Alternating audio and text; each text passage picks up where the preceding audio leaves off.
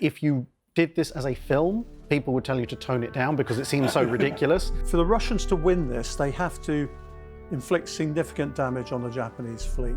It's no good them brushing them aside and going to Vladivostok, because they're just going to end up in the same situation they had in Port Arthur. Suddenly the alliance of Britain, Russia and France against Germany is pretty much scuppered. The Russians aren't going to want to side with the people who, sided against them and lost. The whole Entente structure gets changed, as Drac indicates, if Japan loses this and Russia wins. So it may well be the First World War doesn't start in the Balkans because Russia's got such a powerful presence in the Black Sea. Does Pearl Harbor happen? There's not going to be any reason. There wouldn't, would there? Because if in this scenario, if Japan's been rebuilt by Britain, Britain is essentially going to turn to Japan and go, look, we've got enough to deal with in Europe.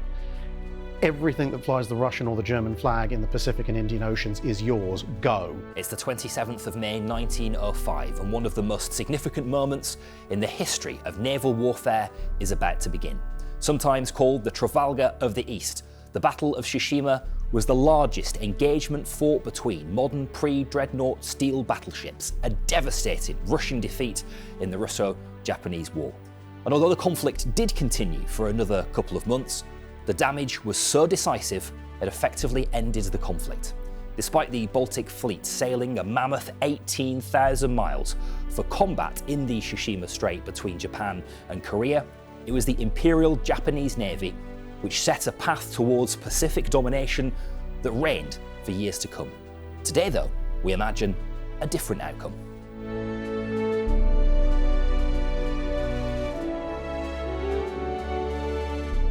I'm Darryl Morris and welcome to History Undone, the show where we look at how the briefest of moments can shape our world. Every episode we focus on a different military campaign or a tide of history, and with the help of our experts we ask whether some split-second decisions could have changed the outcome and history itself. Today it's the Battle of Tsushima, a crushing defeat for the Russian Empire, which marked a changing of the guard, didn't it, on the sea in the Far East. Yet, what if it was the Japanese who had lost that day? Where might the ripples from that have taken us? These are the questions for our experts, and joining me today as ever is the historian and author Rear Admiral Dr Chris Parry, and returning to the channel is the naval historian and YouTuber Drakenfau. Thank you both for being with us. Lovely to have your company. Okay, we have a map in front of us. Chris, talk us through it. Well, here we are at towards the end of the 19th century, and what you have is two empires expanding and coming into conflict with each other. And I think some history of Japan's quite important here. Japan's been isolated for much of the last 300 years deliberately. It's tried to keep out the outside world. And in the 1860s, you've had a thing called the Meiji Restoration. And it's a young emperor, and there's a sort of revolution where people from the provinces come in and say, look, we want to run the country along samurai lines. And there are two things that we need. One is we're going to modernise, but we're not become westernised. That's the point. Then there's a huge push for Japan to assert itself in China and Korea here. There's a real imperialistic push as well. And two generations are brought up to believe the way of the warrior. The fact that these people over here, not very civilised, they're refusing to modernise, and it's Japan's destiny to actually have an empire here in Manchuria, in China and Korea. It also wants Sakhalin Island, which is this island to the north here. And at the same time, you've got the Russian Empire pushing eastwards into Siberia. And that's been happening since the 16th century, since Ivan the Terrible. And they've been absorbing all sorts of states and tribes and territories. And what's really driven it is a thing called the Trans-Siberian Railway. Now, this is a railway which takes anything between 15 and 40 days to travel from Moscow here to the east. But with the railways comes armies as well. And you get a situation where Japan starts to assert itself by getting involved in the politics of Korea. There's a lot of factional fighting going on here in Korea. The Japanese really want to dominate this. It's a very backward society in their view. It's ruled by a king and queen. The king and queen ask for help from China to stave off quite a lot of this Japanese infiltration and aggression. The queen actually gets assassinated at one stage. And what it ends up with is a situation where, with the Russians still coming down from the north, trying to infiltrate into Manchuria and also getting involved in Korean politics as well, we end up in a situation where the Japanese actually take on the Chinese, and there is a Chinese Japanese war between 1894 and 1895. And what's significant about that is the Japanese have modernized so quickly that their fleet annihilates the Chinese fleet at the Battle of the Yalu River. And nobody really notices that the Japanese have come up the slope so quickly and have achieved this. Their armies as well have done incredibly well. And by the end of it, the Japanese actually have control of much of Korea. They also have control of Port Arthur. It's a very important port here. And look, this is the bay on which gives you access to Beijing or Peking here. And this peninsula here is strategically very important if you want to go up into Manchuria and you want to dominate Korea. Now, Russia says, well, we've got interests here and we don't want this going on. Mm-hmm. And so what we're going to do is engage the offices of France and Germany, and we're going to tell Japan they can't have it. It's as simple as that. Mm. And that's what, in fact, happens. Japan is told, go away, you're not allowed to have that, stay out of Korea.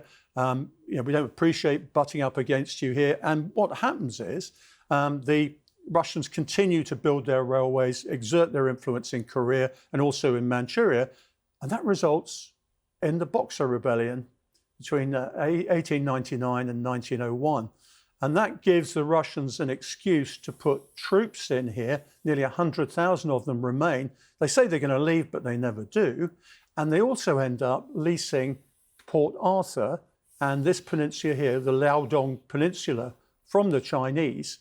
And part of that is to prevent the British getting into Huawei here. So there's all sorts of power politics going on. And all the time, the Russian emperor is being encouraged by the German emperor, Wilhelm II, to fulfill the Christian mission of keeping these barbarians, these Japanese, out. He calls them the Yellow Peril. Mm. And what they really fear in Germany is the Chinese and the Japanese coming together and Genghis Khan rolling forward into Europe again. Yeah. And as part of this, Wilhelm says, look, we've got a real opportunity here because in Europe, I could be Admiral of the Atlantic. And if you get it right, you can be Admiral of the Pacific, but we've got to deal with the Japanese. Right. And he's constantly egging Nicholas II on at this point. And what we end up in is a situation where the Japanese say, look, we're fed up with the Russians getting involved in Manchuria. They've taken over Harbin. They're building their railways down here. They're virtually dominating Korea. We're not getting any sort of leverage here. And they start negotiating. It leads to nothing. And in the end, we get an attack by the Japanese on Port Arthur. Hmm. Yeah. What sort of, Chris really kind of well describes how the Japanese military had sort of modernised. What sort of shape are Russia in at this point?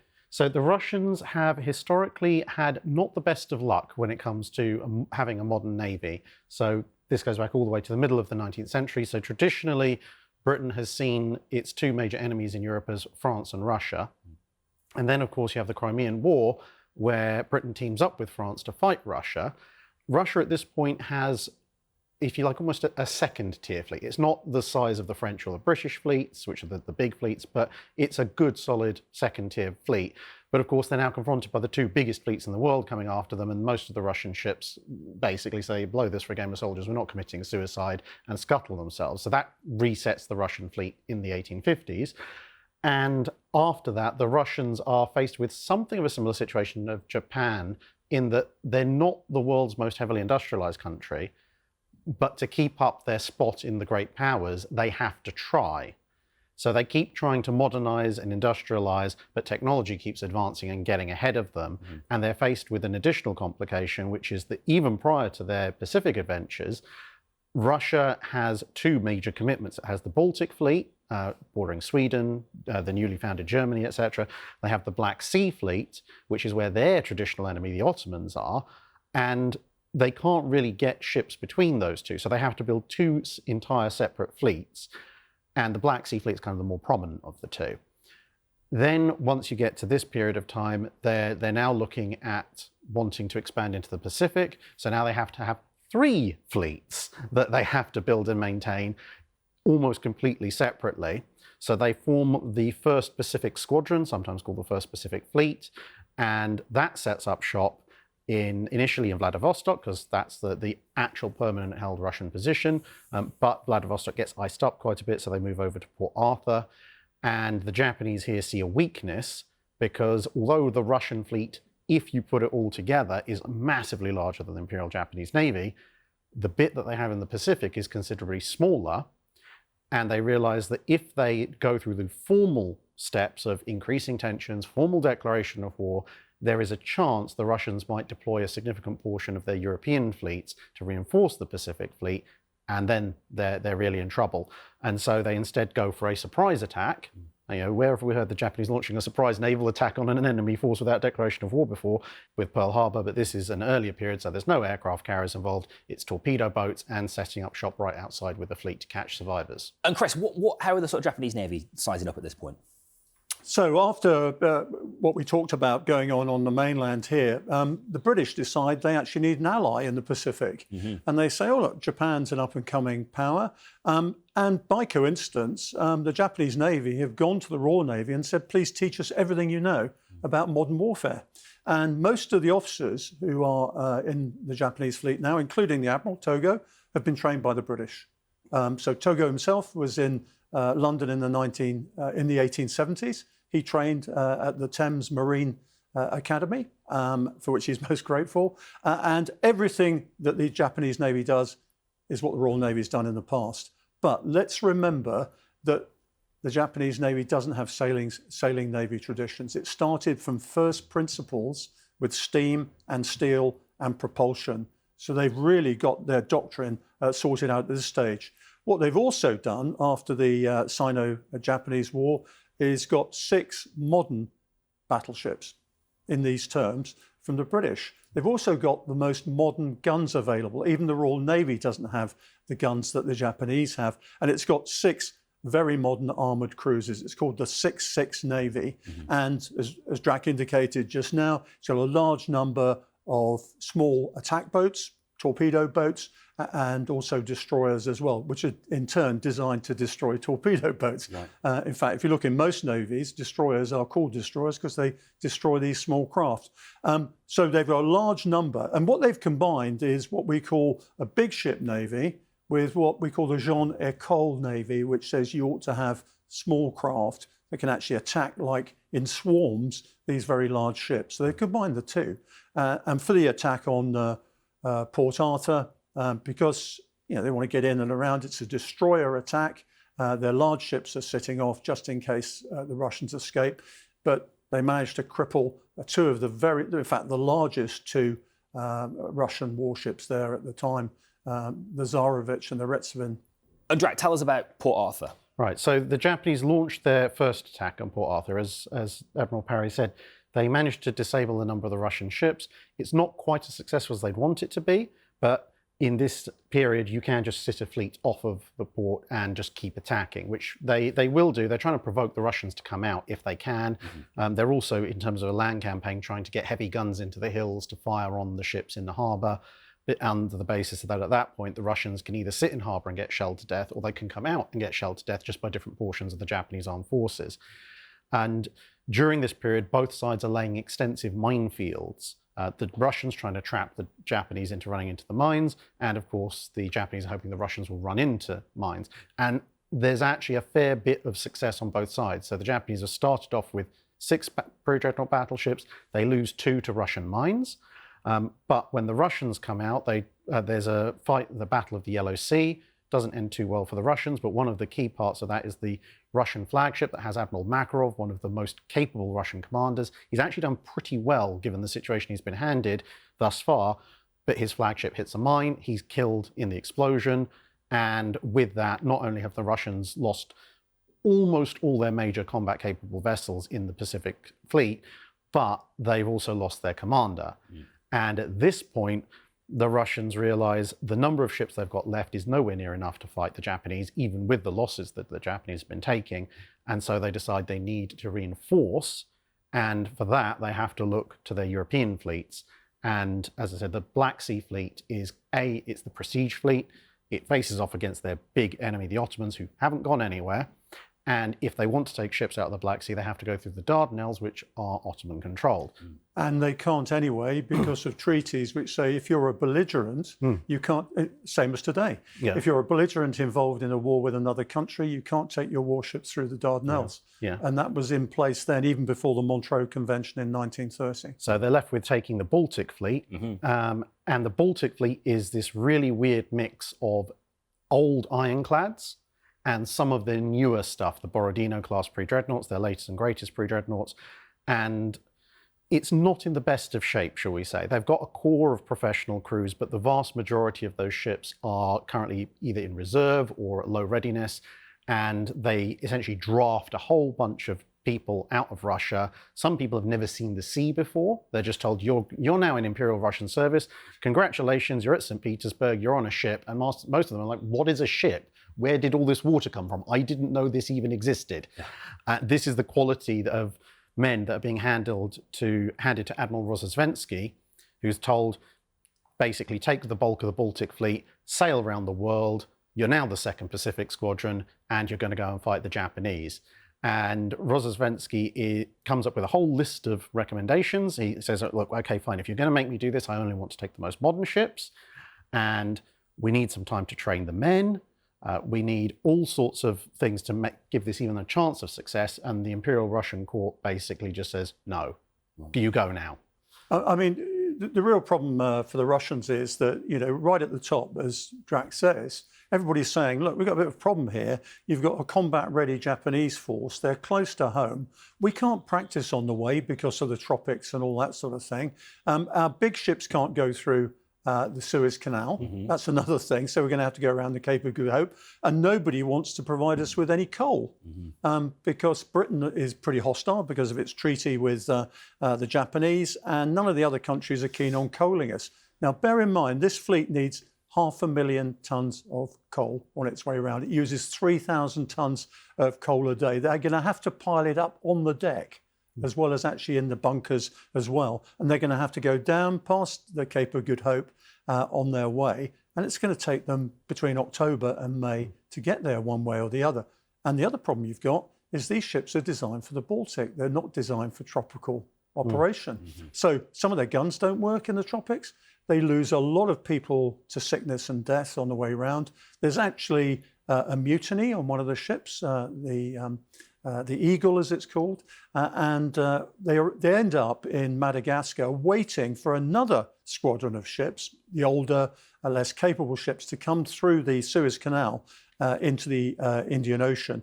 And they have to wait for 2 months, I think it was, wasn't it, in Madagascar, before they set off across the Indian Ocean together. These 38 ships, including 2 hospital ships, first time the Red Cross has actually deployed hospital ships, and they go to Cam Ranh Bay in Vietnam.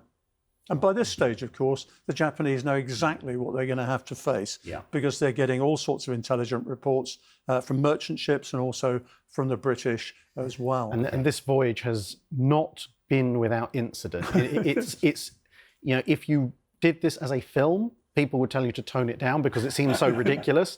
For a navy that's lost one of its major squadrons and is trying to reinforce it, they almost start a war with Britain on Britain's home turf because some elements of the Russian fleet are panicked by the idea that the Japanese may have torpedo boats in the North Sea, which is absurd on the face of it. There's a small degree of potential valid concern in that obviously Britain is constantly building warships. Right. So being an ally of Japan, some people say, the Japanese might have somehow smuggled several hundred sailors from Japan to the UK, bought some torpedo boats off of somebody, and then they're going to come and attack us in the North Sea. But what that ends up with is a whole bunch of panic, and they end up shooting up the Dogger Bank fishing fleet instead, because apparently fishing trawlers look very much like torpedo boats to somebody's mind. Well, at night. But to be honest, the main reason it doesn't lead to war is because at that point, the 2nd Pacific Squadron's gunnery is so awful, they actually inflict more damage on their own ships than they do on the fishing ships. I mean, some are damaged and sunk, but the cruiser Aurora, which is still in St. Petersburg now, gets a hole blown through it by its own side. So there's very heated negotiations. The Admiral Beresford with the Channel Fleet is on the verge of sinking the Russians outright. They eventually just about manage to tone everything down. They get out into the Atlantic.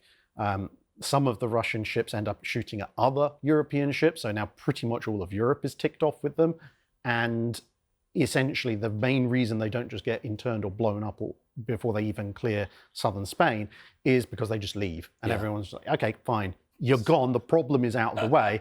But the British are now sitting there going, okay, well, we didn't destroy you, but we were allies with Japan already. Now we're really going to make your life difficult. So they protest to the French. And they say, look, you cannot let them stay in your ports. Or coal. You can't coal. Britain controls most of the world's merchant fleet, so good luck charting a collier. So the Russian fleet has this absolutely miserable voyage. Things are constantly going wrong. Signals are constantly being misread or false signals being sent. And by the time they're sailing up through the Pacific on their way to the area on our map here, the fact that the Russian fleet is even still operational is a huge tribute to Rozhesvensky, because he's trying desperately to keep this lot even moving in vaguely the right direction.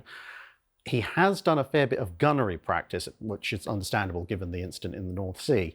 But the one thing he can't really practice is battle maneuvers, because when you're sailing generally, you don't sail in a line ahead, because that's actually quite strenuous, quite difficult. You sail in line abreast or in columns, and people kind of got used to that, but they really do not have the experience in turning that into a line of battle or vice versa.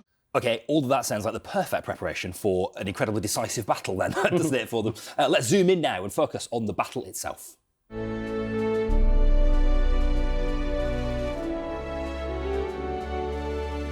Okay, let's take a look at the Battle of Tsushima itself then. Chris, the Russians have been on this epic, dramatic voyage. They've arrived in the Pacific, depleted, exhausted. And why have they taken the path they've taken? Where are we up to here? Okay, so let's just go back to Madagascar. That's where they've all grouped up together, including the what they call the self-sinking fleet that's come through the Suez Canal. When they're in Madagascar, they hear that Port Arthur has fallen.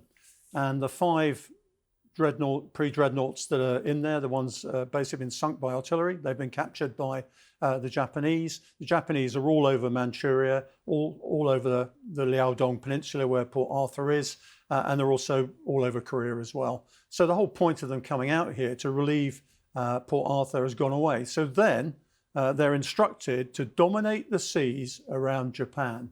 Everybody thinks they were told to go to Vladivostok. They weren't. As it happens, Rozhesvensky thinks as he comes up here, his best chance is to make it to Vladivostok, which we have to remember is 2,400 kilometers away from Port Arthur. So basically he's got coaling problems as well. So he has a decision to make. He either goes the long way around Japan and comes in through the top to go to Vladivostok, which is over here, way over here, or he goes through this passage here close to Korea, or up through this area here, the Sea of Japan.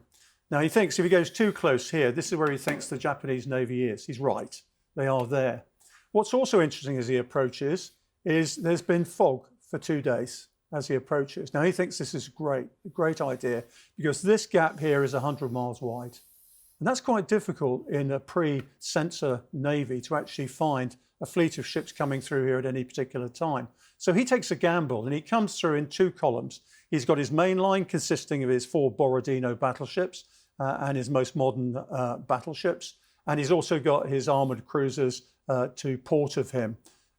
He then starts seeing Japanese cruisers ahead of him. The Japanese have picked him up. Why have they picked him up? He's got all his lights off. His 2 hospital ships, by law, have to keep their lights on at night, and they are detected.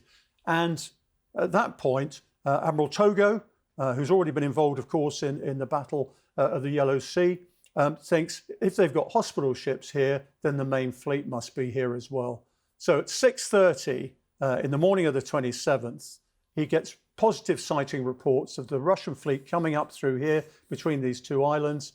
And he sorties in very high sea state, by the way, with his main fleet, his battleship, his 4 battleships and his armoured cruisers. And he tells the destroyers and fast attack craft to come on afterwards when they can. And the important thing to remember is there aren't many destroyers and no fast attack craft on the Russian side. So now we have the battle itself beginning to commence. What you have is the Russians are coming sort of vaguely northwest. The Japanese have come out past them and are now coming in kind of southwest. So they're running towards each other, not quite head on.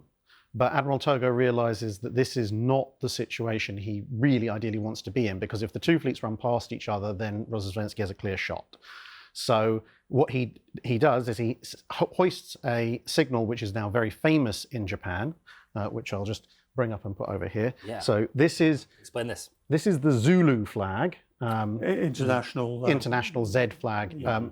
But what he's done before the battle commences is he sent out a message to the rest of his fleet, and he's put a very Nelsonic message that ends with the future of the empire depends on this battle. So this is essentially the Japanese version of England expects that every man will do his duty, but condensed down into a single flag. So when the flagship Mikasa goes into action, this flag is flying. This is actually from Mikasa when I was over in Japan. Wow. So as we said, he doesn't want this running engagement past. Rozhestvensky's done his best to get the Russians into a battle line. They're sort of-ish in at least a column that looks vaguely like that. So what he does is he doubles back on himself, which is an incredibly risky maneuver, because as the ships turn tight, they slow and they're pretty much locked in one position. And Rozhestvensky, as I said, has already trained his crews to be fairly good at gunnery. And he actually punishes Togo for this. And in normal circumstances, this could have been a fatal mistake, because Togo's ships take a lot of hits. This happens at Jutland with Beatty's battle cruisers. He turns in the face of the enemy, and of course, 3 of his ships take terrible punishment. Same mistake. Which we covered before, by the way, on a very good episode of History Undone. Yeah. So Togo's ships are taking quite a bit of punishment as they bring themselves back into line and start firing. However, Togo has read his enemy right, and he's thought, I've heard what's happened over in Europe. There's no way they can be quite as good as we are. And he's also helped by the fact that the Russians are half a generation behind when it comes to their shells, both in form of their propellant and in the form of the actual shells themselves. They're not quite as powerful as the Japanese shells in terms of explosive or range or armor penetration. And they're using older black powder paste propellants, which means every time the guns go off, there's huge clouds of smoke, makes it very difficult for the gunners to follow up on any success. And they also don't have any centralized fire control. So the guns are going off all over the place. So you don't know, did that shell splash, is that mine? Is that his? Is that from some other ship? Who knows? Whereas the Japanese, they've got new cordite-based propellants, which they've got off the British. They've got picric acid shells that they call shimose, after the man in the Japanese Navy who invented it. And these are incredibly incendiary, as well as very powerfully in terms of explosive capacity. They've got the cordite is reduced smoke, so they can see what's going on, and they've got basic centralized fire control. So they fire one big salvo, and then they know, okay, that mass load of splashes, that was us, we can correct. Right. So although the Russians initially land more hits than the Japanese, once the Japanese fleet settles down into a kind of closing course, a little bit ahead of the Russians initially, then the Russians start to take a lot more hits. And it quickly adds up, not just in terms of numbers of hits, but the explosive power of these hits. They're blowing bits of the superstructure apart, guns are being thrown everywhere, coal dust, which has coated the ships from their long voyages, catching fire. So the Russian ships start going up like torches. And obviously, the more that this happens, the more the Russian fire slackens, which gives the Japanese essentially not quite training day gunnery, but almost that, which allows them to continue to punish the Russians. Now, as I said, the Japanese are taking hits of their own. Some of their ships are falling out of line, and they've started at a numerical disadvantage in capital ships. They've had to use armored cruisers in the battle line, but they're now getting the upper hand. And as night falls, Rozhestvensky's been injured. He's been taken off his flagship by a destroyer. One of the Russian ships has exploded. Others are sinking. There's then a night attack where the Russians are attacked by the Japanese torpedo boats and destroyers. Torpedoes go in, more ships are sunk or scuttled when it's realized their damage is fatal. And then the following day, you end up with the last remnants of the Russian Second Pacific Fleet cornered by the Japanese fleet, and they end up just putting their hands up and surrendering. And the admiral who's taken command turns around to his crew, and he knows at this point, for surrendering his fleet, there's a good chance he may be executed when he gets home. But he says to them, look, the rest of you are younger than me. You might have a chance to avenge this defeat if you survive. And right now, the loss of what ships we've got left is nothing compared to preserving the thousands of lives on the fleet. So he's trying to sort of basically bank these men away for another day. And that's the end of the Russian Second Pacific Fleet. A few ships run around and eventually mostly chased down by the Japanese are interned. And captured. Because they'll lose everything, right? Yeah. Admiral Rozhesvensky's on the destroyer. He gets captured when the destroyer's overhauled. And aside from one or two ships that manage to find themselves in neutral ports, like the Aurora, the vast majority of the Russian fleet is either sunk or actually captured and will later be inducted into Japanese Navy service. Utterly devastated. Was it a foregone conclusion, do you think, Chris? I mean, it's like this... Well... sort of over before it began, really. I think if you look at military failure, there are a number of reasons why things like this happen. You fail to learn, that's the first thing. You've got to remember that Togo's already had a fairly inconclusive engagement outside Port Arthur. And so they should have learned some lessons from that, to tell you the truth. They should have known that the Japanese were pretty experienced by now. They should know about the Pickwick detonators on the shells and things like that. What they haven't picked up is that the lesson that the Japanese have learnt from the British is rate of fire is very important, and the Japanese rate of fire is probably 3 times that of the Russians here. Right. So that's why you get descriptions in Russian ships of the air being absolutely full of shells. The other thing is the Japanese are able to close to their secondary armament range. So not just their main armament, but also their secondary armament. So the amount of shells coming in are huge. Now, could it have gone any other way? Yeah, I think it could have done. I think Rozhesvensky could have done a feint to the east of Japan, and that would have really confused them, come back when he wanted to. He could have had a screening force taking on the Japanese while his main force went through. The key thing that crippled them is that Togo concentrated his fire on the lead ships, the Borodino ships, these very modern ships, whilst ignoring all the others.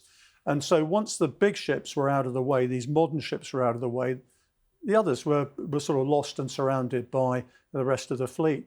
One thing I think we should stress is that the sea was quite rough. And so the ability of the Japanese destroyers and fast attack craft to get in here was very limited indeed until the night of the 27th, 28th. And in fact, it's the addition of those overnight and some mines as well, which blew up one of the Russian pre-dreadnoughts that actually add to the confusion. So by the following day, most of these Russian ships are crippled. And the ones that aren't are the ones that get away, the light cruisers and one of the destroyers, the Grozny in the end. Could he have won it? He could have done by using some sort of deception, by actually saying, look, I've got 8 dreadnoughts here, pre-dreadnoughts here. How can I use this to divide up the Japanese fleet? He could have been a bit more foxy, I think, but he came on. He just came on all the time. And if you're coming through a narrow strait like this, it's 100 miles wide, you're going to get caught. And of course, where are you going to go? And we'll come back to that in a minute in our undone bit, because actually, what could have happened is interesting, isn't it?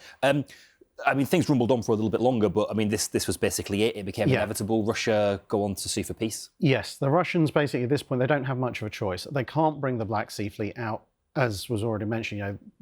Even if the treaties didn't exist, even if they wanted to force the Dardanelles, the simple fact is it would leave the Black Sea exposed to the Ottomans. So the Black Sea Fleet's not going anywhere. They've emptied the Baltic Fleet. The only ships in the Baltic Fleet are ships that are now being completed, and there's only a handful of those.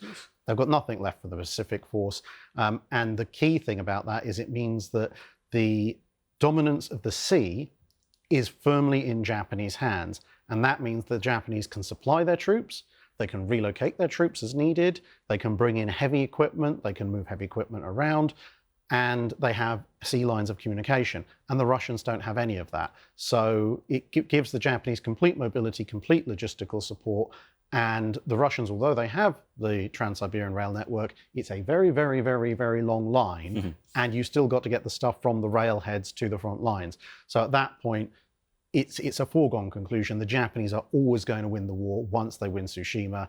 because without at least challenging the Japanese at sea, the Russians they're just stuck in place, essentially. I mean, in Manchuria, the Japanese have already defeated the Russians at Mukden. They've settled down into sort of trench warfare there, and everybody's waiting on the result of this battle. The Japanese and the Russians are waiting to see what's going to happen.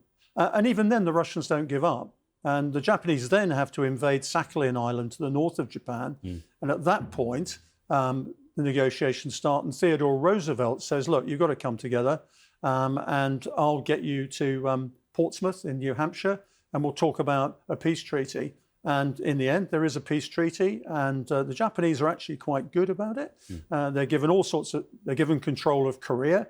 They're allowed to lease the Liaodong Peninsula. They've got Port Arthur again. But significantly, they don't have the reparations they want from Russia.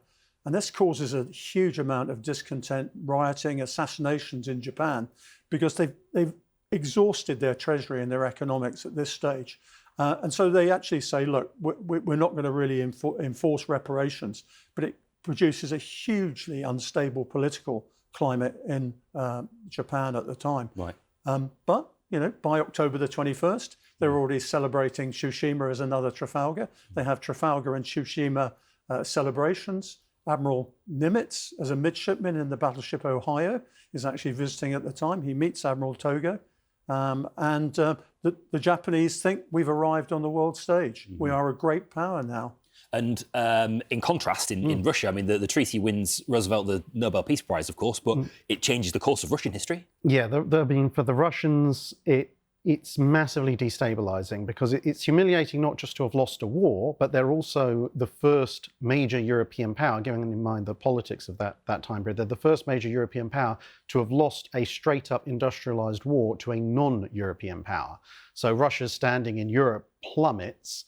And in their own estimation. Yeah. And the only reason that really Russia is continued to be seen as a great power is because the other European powers, for various reasons, think that it's a good idea to try and prop it up as a wedge against other European powers, because they still got their armies over in the western part of the Russian Empire. But Russia's standing drops. Russia's estimation of what it can do, its expansionist ideas, it takes a complete revision, and they have one of several revolts that will presage eventually what happens with the Bolshevik Revolution in 1917. So they have the October Revolution in 1905. They have a huge insurrection in Poland, which is part of Russia at that moment. And this is part of what brings them to the negotiating table, along with the invasion of Sakhalin. And it's correlative rather than causative, I think, what's happening in Russia. A lot of these things would have happened anyway. Do you think so? Oh, yeah. That's interesting. Definitely. Right. This is just, if you like, the trigger for it happening at that particular moment in time. Right. But, you've also removed virtually one navy from the world service. You've got them all in the Black Sea. You've got 8 free dreadnoughts there. But, of course, what happens next is all these warships become irrelevant, because everybody says, look, we've seen what... In fact, it's been seen for some time what big gun navies can do. And within 1 year, of course, you've got Dreadnought arriving, which is a big gun warship, no secondary armament at all, very fast, very armoured, and it transforms warfare. It's not a result of Tsushima, but what's really interesting, before Dreadnought was laid down, the Japanese actually laid down a warship that looks very much like Dreadnought called the Satsuma.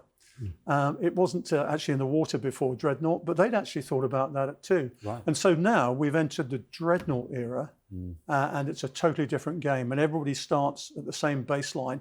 So Japan, America, and Britain, Germany, all building at a furious rate. The other interesting thing about this is, as soon as Japan exercises itself like this, the Americans, under Roosevelt at the time, say, we've got to demonstrate that we can go around the world like this as well. Because if we don't, Japan is going to obviously demonstrate it's good in the Pacific. And we've got to emulate what the Russians did. And they send a great white fleet out for a huge world tour. It's a whole series of pre-dreadnought battleships. They go around the world visiting everybody, saying, if Russia can do it, we can do it as well. And by the way, Japanese, we're here to show you we've got a big fleet as well that's in the Pacific. Right, okay. So it's amazing how the power play comes off the back of this. Fascinating. Okay, so it's changed the power dynamics. Yeah. It's changed the face of the military, really, military spend across the world.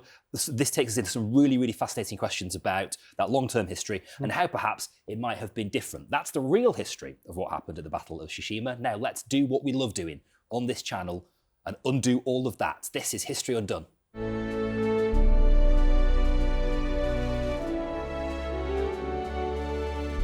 Okay, let's get into doing what we love here on History Undone, asking ourselves some of those long-term questions. Had the Battle of Tsushima gone differently? Let's just consider, firstly, how Russia could have won. It feels like an extraordinary thing to propose, but go on, let's give it a go.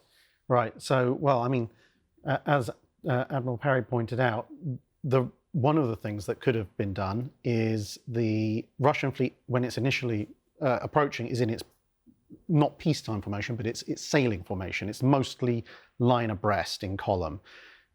Rozosvensky tries to get them into a line of battle. It doesn't really work out. The control kind of breaks down, and it leaves the whole fleet very disorganized. If he'd realized that, okay, maneuverability is not our strong suit here, and just kept them in a line abreast, yes, it masks their rear guns, but it means everyone can bring their guns to bear. Whereas historically what happens is, because they're in a kind of, sort of battle line, it means as the lead ships are taken out, the ships behind can't fire in support. So if he's in this line abreast instead, and I think also, as a hypothetical, we mentioned earlier, the Japanese have got modern up-to-date propellants and explosives. The Russians are building a fleet that is inspired by, and in some cases bought from, the French, just as much as the Japanese are buying from the British. The French also have advanced explosives and propellants. They call it melanite.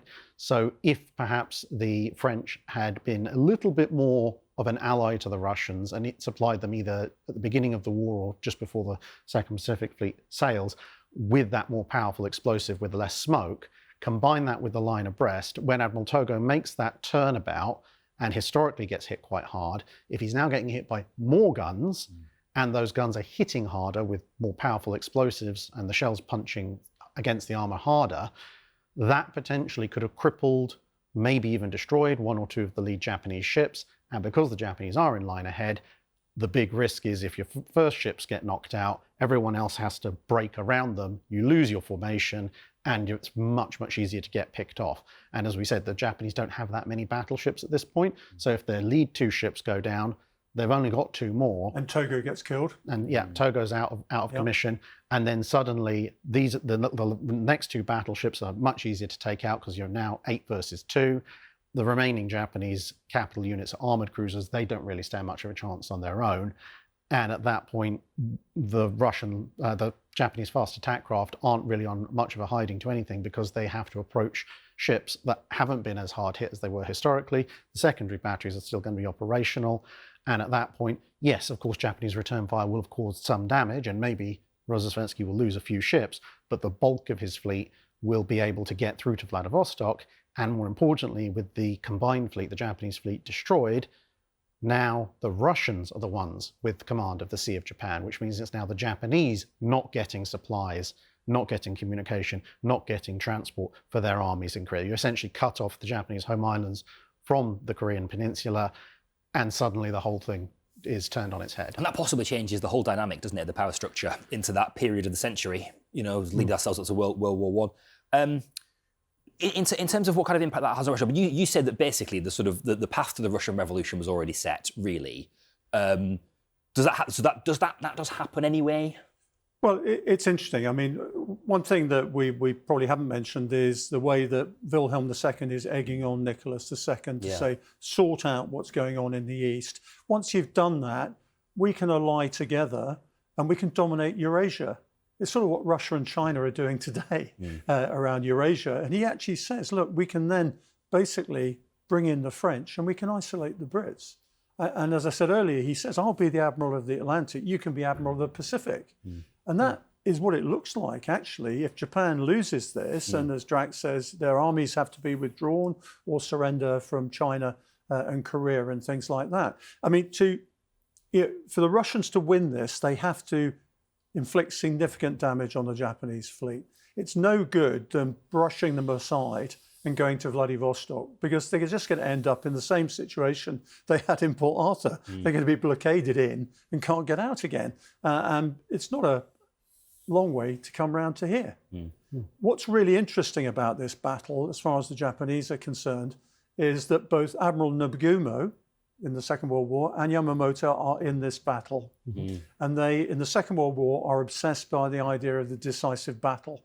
In fact, Yamamoto is in the cruiser Nishin. He loses 3 of his fingers from a Russian shell that actually hits the ship. But they are obsessed in the Second World War with this big decisive battle, and it significantly inhibits Japanese doctrine when it goes to that. We all think of them with their carriers and things like that. Yes, that's absolutely true, but the idea of the single decisive battle remains in their heads. And that prevails too. And I think that idea would have continued into the dreadnought era had the Russians won this, because what you would have had is 8 battleships destroying 4 battleships in a fleet action. So that idea would have persisted much longer, I think, as it happened, and maybe even have delayed the Japanese getting into aircraft carriers after the First World War. But I wonder if the alliance with Britain would have survived a defeat of Japan at this stage. Yeah, the world order is going to change quite dramatically, because what's often underappreciated about this over here is, as Admiral Parry said, the Germans are trying to court the Russians, and there's a whole incident in 1905 where Admiral Fisher sends the British Channel Fleet into the Baltic off Copenhagen, again somewhere the Royal Navy's visited several times before in the past, specifically to let the Germans and the Russians know, back off, you are not in control of any sea, let alone the Baltic. And that just about staves off a completely separate crisis which could have launched into a global conflict in 1905. If Russia is victorious against Japan, Britain has a lot of very difficult decisions to make, because one of the reasons that Britain allies with Japan in the first place is because you have places like Australia and New Zealand off to the south. They're worried about the Russians coming to them by sea as much as the Empire is worried about the Russians coming overland through Afghanistan to India. So if Russia is victorious against a British ally, with the British having inhibited them as much as they did, suddenly the alliance of Britain, Russia and France against Germany is pretty much scuppered. The Russians aren't going to want to side with the people who, sided against them and lost. At which point Germany is going to be moving to closer ties with Russia. They've already got Austria-Hungary and technically Italy with them. So that leaves Britain and possibly France, if France sticks with Britain as a counterbalance to a mass European domination. And now Britain has to take this perspective of, well, do we prop up and help rebuild Japan as a continued counterweight to the Russians, or do we cut them loose? Because if we cut them loose, it's now just Britain and France against everyone else in Europe, and they've got nothing in the Pacific. But if they do continue to back Japan, it's going to be a lot of money, a lot of investment, a lot of time, and of course that alliance is going to be on the back foot because of the fact the Russians have won. And you risk antagonizing America as well. Because if America sees Japan essentially, to their mind, becoming an outpost of the British Empire just without the Union Jack flying over it, they might then see that as British encroachment into what they view as their sphere of influence. And now America, which is of course a rising industrial power, becomes a third axis in this grand scheme in Europe. Yeah, I think America is really important here, because the Americans start off, of course, by saying, look, we want to support Japan. They even suggest to them that Japan has a sphere of influence here. There are discussions in the 1880s and 90s about Japan dominating Manchuria and Korea to offset, obviously, this free trade thing they want to do with China. But at the end of the Russo-Japanese War, there is huge resentment against the Americans in Japan itself. And you can read in the papers of the time, the whole Treaty of Portsmouth, engineered by Theodore Roosevelt, really induces real hatred in Japan. And one thing that is never mentioned about Japan, people think it's a top-down society from the empire. It actually comes up from the bottom. Everybody is very aware of what is going on. And there are always riots when policy doesn't go the way of the Japanese population. This continues into the 1930s. And from this time onwards, the Japanese are looking at the Americans as being possible enemies in future. And indeed, the Americans produced their Plan Orange, which says, Japan may be an opponent one day. So it totally turns that round. But I think the whole entente structure gets changed, as Drac indicates, if Japan loses this and Russia wins. Because Russia gets confident. I think you get a delay on the revolution. You do get Germany and Russia getting closer together because they want to isolate France and more particularly Britain. And I think France would have been sucked into that as well. Because remember, France, Germany, Russia intervened at the end as a in the Boxer Rebellion and the end of the Sino-Japanese War. Yeah, okay. So this totally changes the dynamic going into the First World War. Then. I mean, I think the First World War probably starts a lot sooner, because the historic Russo-Japanese War, in some ways, it cools things down because Russia is defeated on the back foot. It needs allies. It can't afford to be particularly aggressive. If it's won, if it thinks it's on top of the world, they were still a second-rank power in Europe, but now they might see this as an opportunity to leapfrog back up to the absolute top of the table. And as we've said already, the Germans are encouraging this. So you might end up with a spiraling escalation of tensions much, much quicker. And you might end up with what we would then call the First World War happening perhaps at the end of the 1900s rather than in 1914, probably triggered by completely different circumstances. And it may well actually be that the naval element could be a significant problem and a cause of this, because when Britain launches Dreadnought in 1906, she's resetting the table as far as what constitutes a first-rank navy is concerned. In those first few years, Germany is trying to outbuild Britain, but can't quite manage it. France is left a little bit in the lurch by this.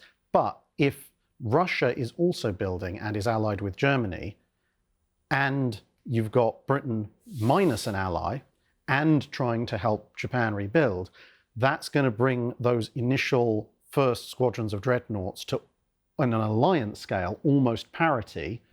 But also, if Russia's still got a significant fleet of pre-dreadnoughts, those are very rapidly departing into obsolescence. So at that point, you can see the Germans and the Russians going, well, 1908, 1909, maybe this is our time to strike while we still have a good chunk of forces and we're within shouting distance of the Royal Navy. Things might accelerate past that where we're not, and it's going to be very much a major sea war. The other thing is they're not going to want to give Japan time to rearm if Britain's still backing them. If you've got a powerful Russia, you're going to have a real footprint in the Balkans as well. So it may well be the First World War doesn't start in the Balkans because Russia's got such a powerful presence in the Black Sea. It's got its eight pre-dreadnoughts. It'll almost certainly build dreadnoughts that go in the Black Sea. It'll have confidence to be able to actually assert itself in the Balkans. If Serbia misbehaves, I don't think you're going to get a situation where Austro-Hungary is going to want to take on Serbia with Russia standing strongly behind it. So that might not have been the trigger. I mean, my own instinct would have been the Anglo-German naval race that would have triggered it, to tell you the truth, and the desire for colonies in the absence of what we're talking about here. I know this is a really big question, but what is the outcome of that then?